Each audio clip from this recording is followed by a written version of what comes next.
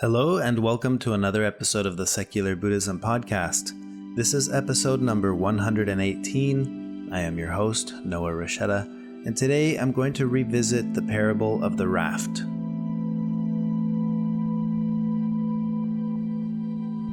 As always, keep in mind, you don't need to use what you learned from Buddhism to be a Buddhist. You can use it to learn to be a better whatever you already are. Before jumping into the podcast episode, I'd like to talk about the Zen koan that I shared in the last podcast episode. And this is the koan, "The Moon Cannot Be Stolen." So a reminder, the Zen koan goes like this. Ryokan, a Zen master, lived the simplest kind of life in a little hut at the foot of a mountain. One evening, a thief visited the hut only to discover there was nothing to steal. Ryokan returned and caught him. "You have come a long way to visit me," he told the prowler, "and you should not return empty-handed. Please take my clothes as a gift." The thief was bewildered. He took the clothes and slunk away. Ryokan sat naked, watching the moon. "Poor fellow," he mused. "I wish I could have given him this beautiful moon."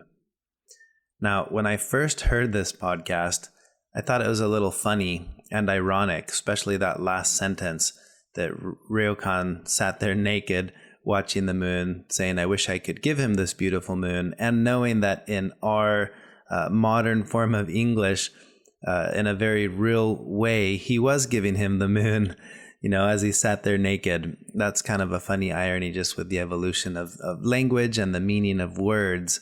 And I couldn't help but to chuckle the first time I heard this koan.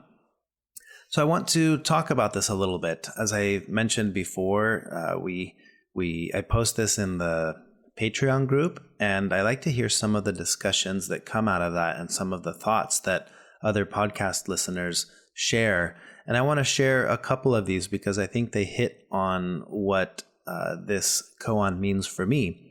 So the first one comes from Bob. This is Bob's comment on the koan. He says, "To me, Ryokan is saying, I wish this man could appreciate what he already has. I wish I could give him that appreciation." This interpretation reminds me of what David Steindl-Rast said about you can't be happy without having gratitude. If the thief appreciated the moon, if he had gratitude for the moon, then he would be happy. Without that gratitude, he cannot be happy. He wasn't even grateful when Ryokan gave him his clothes. Instead, he was bewildered, so much so that he took the clothes and slunk away. Happy people do not slink away. The man cannot be happy until he has gratitude. He won't enjoy anything until he learns to be grateful for what he already has around him, like the beauty of the moon. That's what Bob shared. I thank you, Bob, for sharing that. I agree, and I think that a lot of what this koan can tell us is, the appreciation that we have for things that cannot be given to us. Imre shared this on the discussion. Imre says, "The Zen master has realized that materialistic things on their own are not what make us more content. Instead, it is the feeling for gratitude and the compassion we feel for others. He gives his clothes to the thief, but he knows that this will not help the thief to become free from suffering. The Zen master, however, is free from suffering. He is able to find peace in the situation he finds himself in and skillfully accepts it as it is. This also includes being grateful for things which seem mundane, such as the beautiful moon. Also, instead of fighting the thief, which would likely lead to more suffering on both sides, he finds a skillful alternative. Not only does acting compassionately contribute to the Zen master's own balanced mental state, it might also help the thief to rethink his unskillful practice of stealing." Close quote. Thank you, Imre, for sharing your thoughts. And I like the expansion on that thought that, this kind of reminds me, if you're familiar with the story of Les Miserables, Jean Valjean goes to steal the possessions of the priest at the church where he's staying. And when the priest realizes later, because the police caught Jean Valjean and they bring him back, I think he acts skillfully in that moment And instead of saying, yeah, he stole my stuff, he goes on and says, no, you forgot. You forgot these other things that I meant for you to have. And he goes on and gives him more possessions. And Jean Valjean, in a way, he took those things and he slunk away, kind of like in this koan. But if you know the story, that was the catalyst for a major shift in Jean Valjean's way of living. And we all know the rest of the story if you're familiar with that book or with the play or with the movie. And I think that's kind of what Imre is alluding to here in these comments, that this Zen master is perhaps acting skillfully in a way that sets in motion a new way of being for the thief that we don't know, because we don't know the rest of the story. And that's really not important, whether this person slunk away and changed their life. It's possible. Maybe they slunk away and they kept thieving. That's also possible too. But here's what really stands out to me is that Ryokan sat there naked watching the moon. Poor fellow, he mused, I wish I could have given him this beautiful moon. And to me, it's really telling that in spite of the situation or the circumstances that just unfolded, you've literally just been robbed, there's complete contentment and inner peace with Ryokan, because Ryokan understands something much more profound than what the thief understands. And to me, this is hints of the story of Angulimala. If you'll recall, the serial killer that was somewhat stopped in his tracks by the Buddha when he encountered him, because he was surprised that the Buddha wasn't scared or running from him. And the Buddha replied, I stopped running long ago. It's you that hasn't stopped running. And that interaction in that moment did something really profound to Angulimala. And if you know that story, he did go on and change his ways, and he became a monk. And there's a lot to that story. But it all started with that one moment where he was kind of shocked, like, why are you not running from me? I'm a killer. In the same way that this thief was bewildered, I came to rob from you, and instead you're giving me stuff. And to me, this is because Ryokan knows that he cannot give away the moon in the same way that he knows that he cannot give away his inner peace. His inner peace is something that's his, that he has come to attain, but he can't give that away. And yet, without having to give it away, he has the ability to be skillful in that moment, to where it may spark in this thief later the inner quest to find that same sense of peace that he observed that Ryokan had. Now, again, we don't know that. The point of the story isn't about what happens next. In this case, it's about what happened in that moment. And Ryokan was able to see and understand something that the thief wasn't. And to me, that's a really profound teaching. It makes me want to look at the things in my life that I see and that I appreciate and that bring me inner peace, and to question, are these things that I could give away? If someone came to try to rob me, would I give them, the thing that I think that's giving me happiness? I think about this a lot, that what are the things that bring me joy? And these are some of the material things would be things like my paramotor or my paragliding wing or my cell phone or my computer. These are things that I use in a day-to-day setting that bring me joy. My computer, because it's my line of work and it helps me make money, and the money I can use to do things that bring joy to myself and to our family. But if someone came to steal it, I like to think that I have been skillful enough to understand that it's not the computer. That's not the thing. And while it would be inconvenient, I really wouldn't, I don't need this. I could always find another way. And to some degree, a part of me might be able to react like Ryokan and to say, okay, well, take this. I wish I could give you what you're really after, because this is the truth of this matter here, is that whatever the thief is after, that thing that they think they're getting isn't going to give them what they really want. And this is, to me, this is what Ryokan was able to see. It's also what the Buddha was able to see with Angulimala, which is the thing you think that you're going to get once you take this, whether it's my life or my computer or my paraglider wing or whatever you're trying to take from me, that thing that you think you're going to gain out of this, that you're not going to. And I see that, but you don't. And if I can see that and I understand that, then I don't have this strong attachment to what's happening right now. And you can take this because I realize that you're not going to get what you think you're getting out of this. That, to me, is what this specific koan is conveying. The moon cannot be stolen, in the same way that my inner peace cannot be taken from me. That is a really profound understanding for me. So that's how I view that. Hopefully that was a fun parable for you to explore and see what it means to you.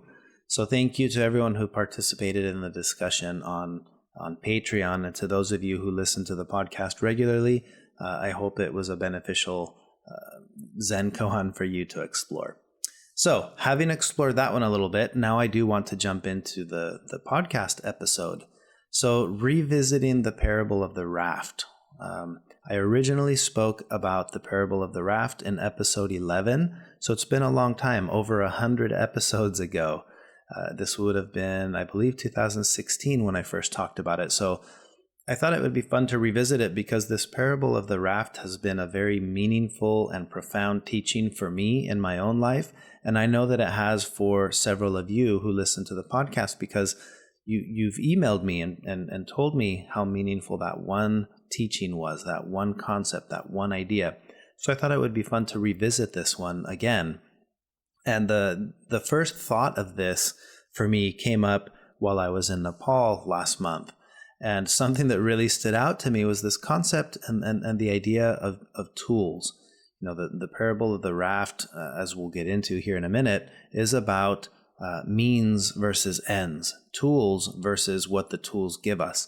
And while we were hiking in Nepal, I couldn't help but to notice that many of us were dressed in our Columbia or North Face or whatever kind of brand of outdoor clothing, because that's what you're supposed to wear when you're going to be outdoors and you're hiking in Nepal, right? So we had our walking sticks and our poles and our hiking boots that were from the right brand to be doing the activity that we were doing, and not to mention the clothes and the tents that we were sleeping in and everything. So it kind of reminded me at times like the ski bunnies, the concept of a ski bunny. If you're not familiar with this, where I live, it's a ski community.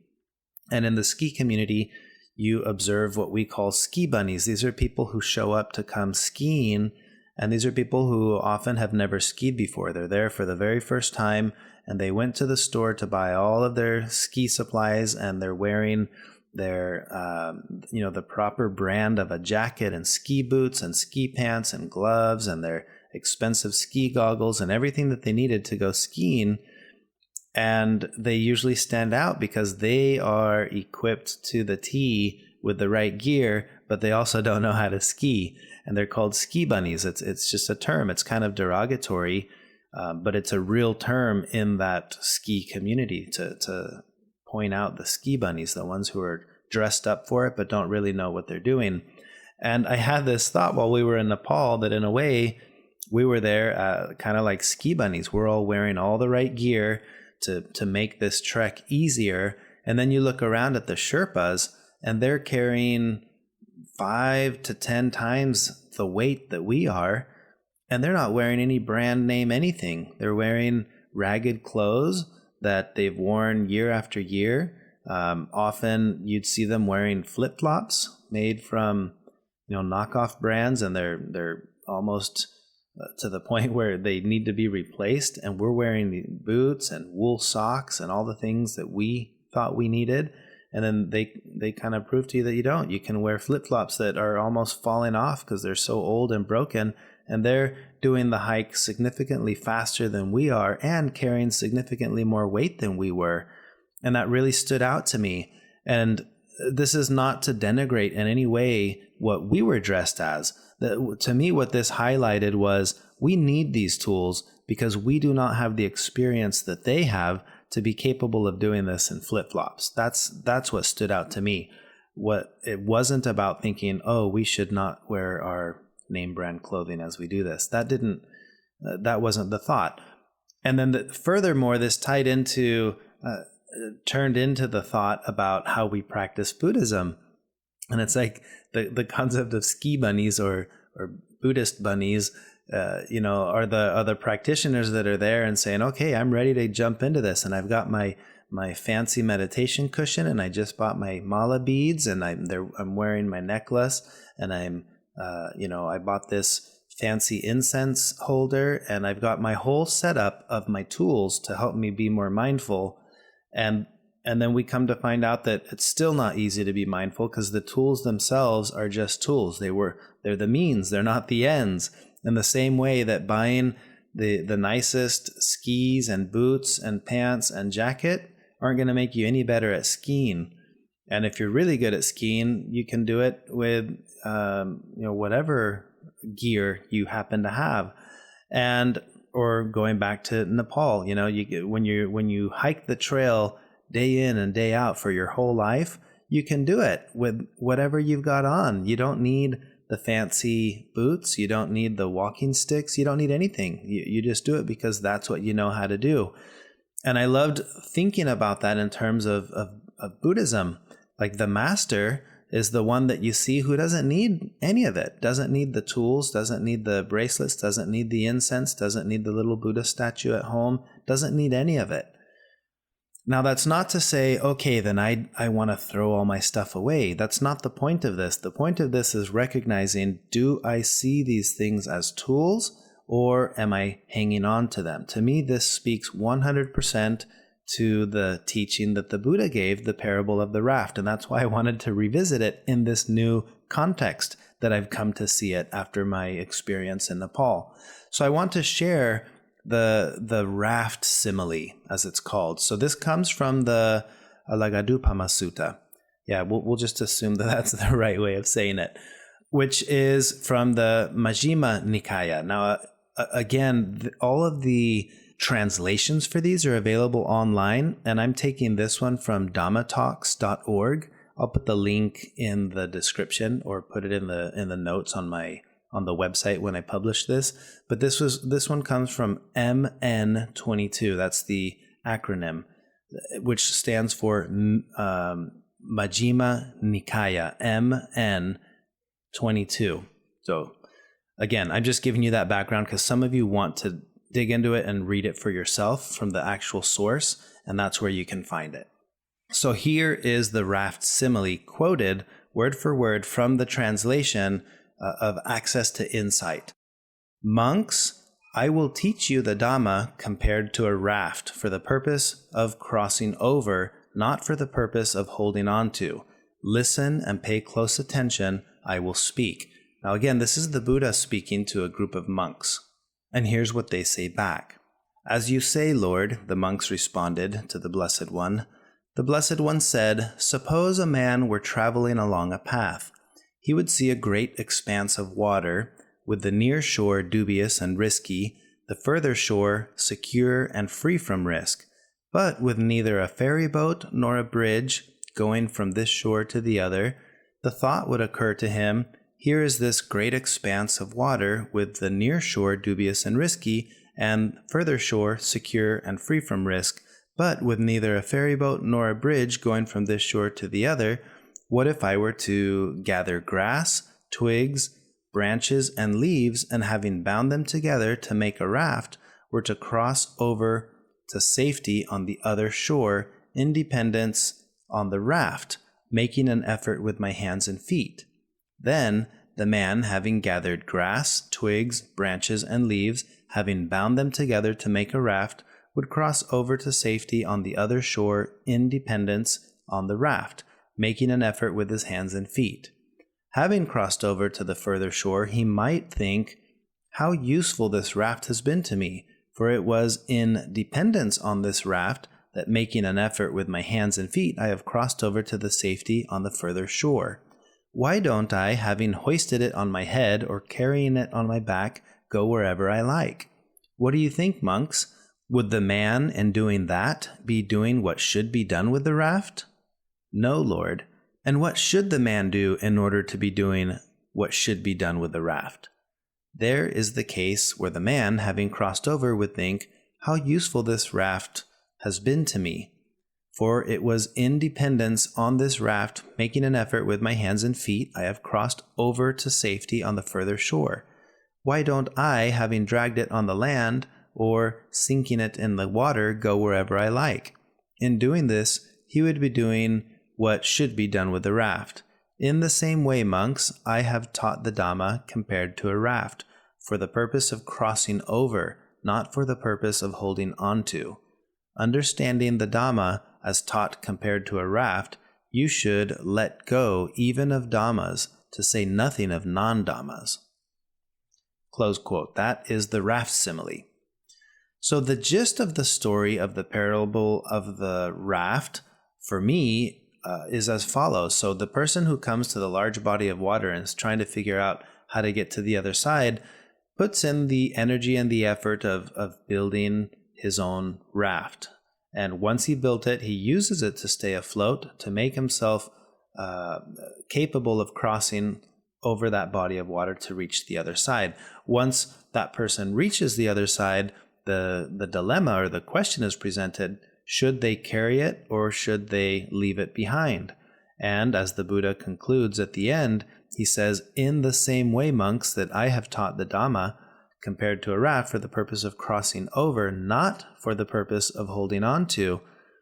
This is understanding the Dhamma as compared to this raft, that it should be let go. And I like that in the original translation, he says, letting go of Dhammas. These are teachings, right? Buddhist teachings. And then goes on to say nothing of non-Dhammas. So it's like even the things that you hold on to as these sacred teachings and truths, let go of those. Well, what does that say about things that you don't even consider sacred teachings and truths? To me, this is like saying, if your deepest held views and convictions are meant to be tools to get you across, not meant to be things to hang on to, what does that say about things that aren't even your deeply held truths? These are like the lesser truths, like the sports teams that you attach to or the political views that you adhere to. That's how I view that. And I think it's a simple distinction between the goal and the means. And the goal is to get across. The goal is to cross over. And the means for doing so, that's the raft. Once you get across the river, there's no point in carrying that raft along you.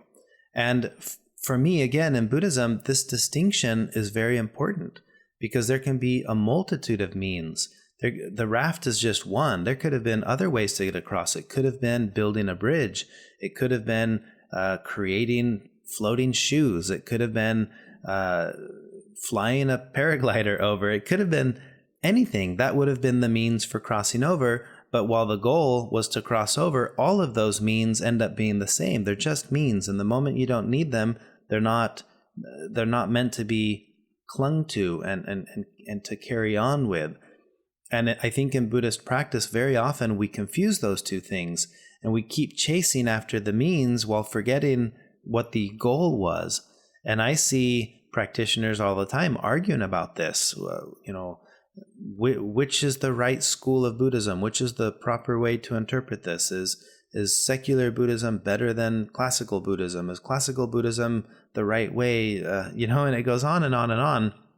And I think one of the things we can extract from this parable is the cautionary tale against clinging onto one view. If you have a view, fine, but don't cling to it. Your view might change. And that's where we often experience the discomfort that arises in suffering, right? The moment what worked for me as a view at one stage of my life, circumstances in life shift, and here I am clinging on to that view, and now it's causing me a lot of pain and discomfort in the same way that it would for me to carry a heavy raft on my back while I'm trying to climb a mountain now, because climbing the mountain is the new goal, not crossing the river. And the tool that worked for crossing the river does not work well as the tool for climbing the mountain. And that to me is the essence of this teaching. What am I doing right now? At what stage am I in my life? What tools are useful to me for what I'm doing right now? And how willing am I to let go of those tools the moment I no longer need these? And I think this can get really complicated really quick, because in Buddhism, we're trying to reach this stage of of not wanting, right? This is kind of like saying the reaching the point where there is no goal. And then in that case, you have to ask, well, then what is the raft? What is the river? What is the goal? And if you ponder this distinction between the goal and the means to achieving the goal, you can ask yourself this other question, with the Buddha having achieved enlightenment, then why did he continue to meditate for the next 45 years after having achieved enlightenment? Well, to me, that is like saying, well, the point of the practice is practicing. The point of the practice isn't to achieve enlightenment. Because if that were the case, then what's the point of continuing to practice? Well, I like thinking about this in terms of a musical instrument. Like my son plays the cello. I used to play the violin, and a lot of people play musical instruments. And you could ask yourself, well, why do I continue to practice? I already know how to play it. Well, the reason you continue to practice it is because the goal was to play music. The goal wasn't to make it onto the first seat in my orchestra. That may have been the goal at one point. But once I achieved that goal, why would I keep playing? Well, because there's another goal, and then there's another goal. And at some point I realized there is no goal. All I'm trying to do is play music. I guess you could say that is the goal. But it's not a goal at that point. It's just, this is what I do because it's what I do. So that's something fun to think about in terms of the parable of the raft. In Buddhism, there are a lot of tools that we have. I was thinking about this, again, correlating the walking sticks, the certain brand of shirts that we were wearing, the hiking boots. These are tools for hiking. And again, I'm not insinuating in any of this that, next time I go to Nepal, I'm not going to take any of my fancy gear that I used. That's not what I'm saying. I need those boots. I can't do it in flip-flops, so I'm going to do it wearing boots. So it's fine as long as I understand these are just tools. And I think where this becomes a deeper concept is how I approach practicing Buddhism. There are a lot of tools in Buddhism, like wearing mala beads, or lighting incense, or meditating on a cushion, doing chanting, having flowers. The lotus flowers is highly symbolic in Buddhism. Meditation itself, like these are all tools. For me, it was helpful to transition that thought of what are these things that I encounter in my Buddhist practice. Some of them would kind of turn me off because it's like, I don't like this thing. This to me screams of religion, or it screams of worshiping, but when I realized they're all just tools, there's a reason why the tool's there, but you don't need the tool. And this is where this cool shift happens. Like I wear mala beads from time to time, and I wear them now and I like them, but I think the reason I like them is because they don't mean anything to me. It's a tool. I've used them in meditation the way that you're kind of taught to use them. I've tried that, and then I've found my own way to continue using them, but I see it as a tool. If someone comes into my house and they see a painting of the Buddha on the wall, again, to me, that's just a tool. There's no way it could be denigrated because I don't hold it as anything other than a tool, in the same way that Ryokan viewed his possessions, his clothes, for example. Someone comes to steal them, you can have them, I'll give them to you. I'm not going to feel attached to them because I can sit here naked watching the moon the same way that Ryokan did, and say, I wish I could give you this beautiful moon.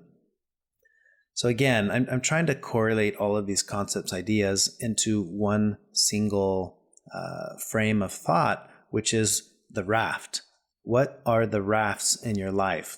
And I would consider thinking that the raft is every single tool, whether it's the meditation cushion that you sit on or the deeply held conviction that you have of some view or belief. They're still just tools. In the same way that even our thoughts and words are just tools. And that's something fun to think about. Language is a tool. Alan Watts said, we seldom realize, for example, that our most private thoughts and emotions are not actually our own, for we think in terms of languages and images which we did not invent, but which were given to us by our society. That to me is a really profound view. It's like understanding that even my deepest thoughts and views and ideas are a lot like my clothes, that someone could come and, well, you're not stealing them, I'll just give them to you, because the naked me that doesn't have my thoughts or my language or my words or the pictures in my head, then what's there? And that's a fascinating mental exploration. What's really there? I think it's really hard to notice something that can't be described by the words we already have available to us. And yet that's what we're trying to do in this practice. We're trying to notice, we're trying to see. Well, what will you notice if you didn't even know the word notice? The words are only tools. And that thing that's there that we can't even think about without the words to think about, that thing is there even if the tools are not there. And that's a fun exploration. A lot like the moon is there, ready to be appreciated, whether or not I have clothing on, whether or not I have possessions, whether or not I'm being robbed. It's just there. That's what I wanted to share with you. That's a fun mental exploration of revisiting the parable of the raft. And that's all I have for this podcast episode. I'll share the next Zen koan with you here in a minute, but I want to again say thank you for listening. Thank you for being a part of this journey with me. And as always, if you want to support the work I'm doing with the podcast, consider becoming a patron and joining the online community where we discuss the koans and podcast episodes and more. You can learn about all of that by visiting secularbuddhism.com. If you enjoyed this podcast episode, feel free to share it with others, write a review, give it a rating in iTunes, and that's all I have for now. But as always, I look forward to recording another podcast episode soon. Before I go, here is your Zen koan to work with this week. This one is called No Water, No Moon. When the nun Chiyono studied Zen under Buko of Engaku, she was unable to attain the fruits of meditation for a long time. At last, one moonlit night, she was carrying water in an old pail bound with bamboo. The bamboo broke, and the bottom fell out of the pail, and at that moment Chiyono was set free. In commemoration, she wrote a poem. In this way and that, I tried to save the old pail, since the bamboo strip was weakening and about to break, until at last the bottom fell out. No more water in the pail, no more moon in the water. Thanks again. Until next time.